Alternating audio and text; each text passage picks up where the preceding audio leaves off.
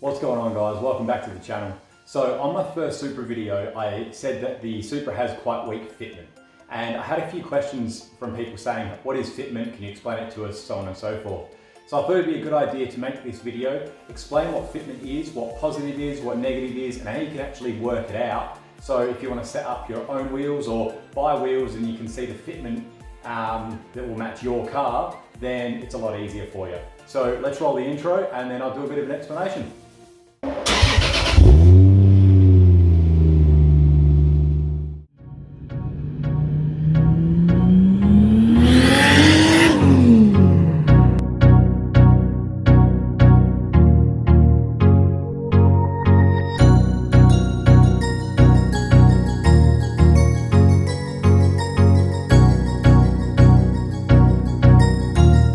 So fitment is essentially how the wheel sits on the car and how far out from the hub, the brake disc and the hub, it actually sits out. So I'll take you over to the whiteboard and explain in a minute, but for reference, let's call the front of the rim X, where you bolt the face onto the hub Y, and the back of the rim, so the opposite side, Z. So this is your rim here. Assume that we've cut it in half so you can see the inside of the tyre here, the inside of the rim, and so on. So if you're looking bird's eye view, you've cut it in half and taken the top off. So like I said, outside front of the rim, X, the hub is Y, and the back of the rim is Z. Now, this would be a reference of zero offset, where the hub, the center of the rim, where it bolts to the hub, is exactly in the middle of the rim. It's not offset either way, it's completely neutral. So that's zero offset. This is a very aggressive fitment. Most rims you'll find have a positive offset. So for example, my Supra front rims have a positive 40 mil offset to sit similar to where they are. I'll explain them in a bit because I've actually got a spacer. I'll bring that into the explanation in a minute. Now, positive offset, which is what you'll find most factory rims, or almost all factory rims will have, is where your neutral line is here, as you can see there. So that would be zero offset, but then positive offset is going towards the front of the rim, as you can see. X, Y, and Z, X being the front of the rim. The bolting position is actually going forward, so positive fitment. Now, negative fitment is the opposite. So your neutral point would be here, and you come back. So this is incredibly aggressive, this fitment. For something like this, you would need a wide body, over fenders, something like that, and then to fill that wide body, you would need to have a very aggressive fitment. Normally you'll find these 3-piece or custom-made rims. Now, my rims on the Supra, front and back, have weak fitment. Now, that means, the way I explain it, is it's got very positive offset. So what I have done is I've actually put a spacer in here. So you can imagine this is your brake and your hub. So I've put a 30 mil spacer in here that you bolt on, and then your hub and your brake is here, which pushes the rim further out of the car, or out of the wheel well. So essentially, adding a spacer takes away from fitment. So mine are plus 40 fitment. I've put in a 30 mil spacer, pulling it back. So now essentially, they're only plus 10 fitment. So on my rims, which as far as I remember are 8.5 inch, so they're 8.5 inch wide, and then normally plus 40 fitment. But to have the fitment that I have, you would buy 8.5 inch rims with plus 10 fitment. And that's pretty much it. So my plan for my wheels is I'm actually going to pull them apart because they're 3-piece, so you can do that.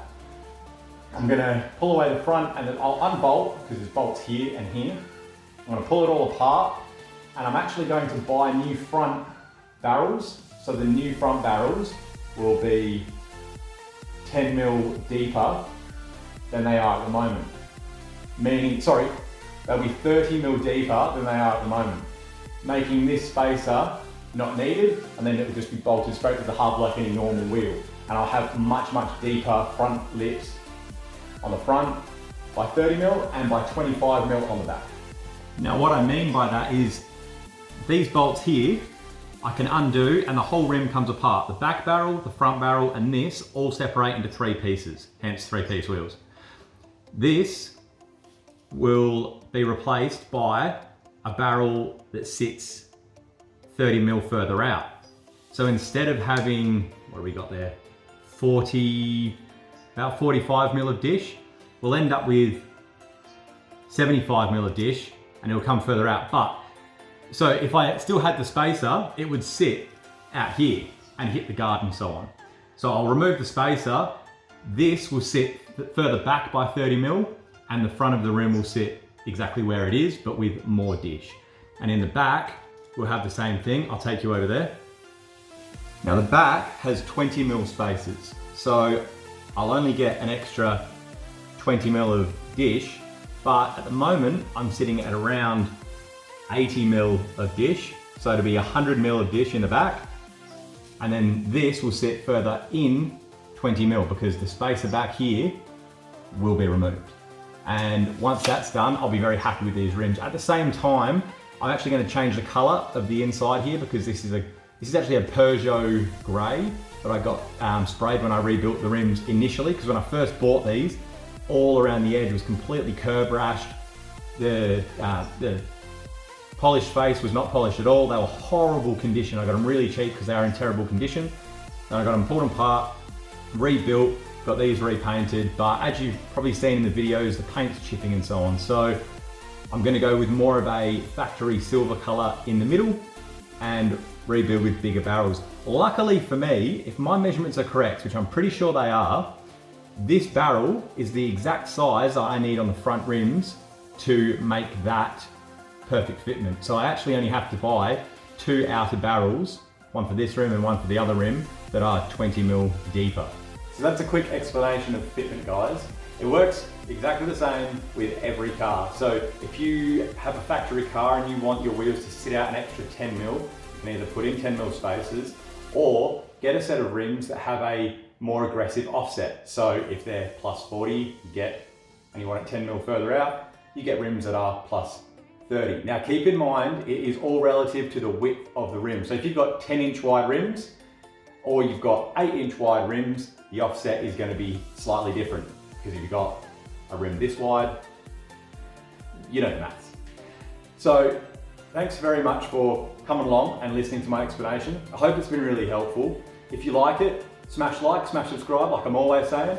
Share it around with your friends so that anyone that doesn't understand fitment and they want to know a little bit more, hopefully this helps them as well. But apart from that, I'm done. So I'll see you guys in the next one. See ya.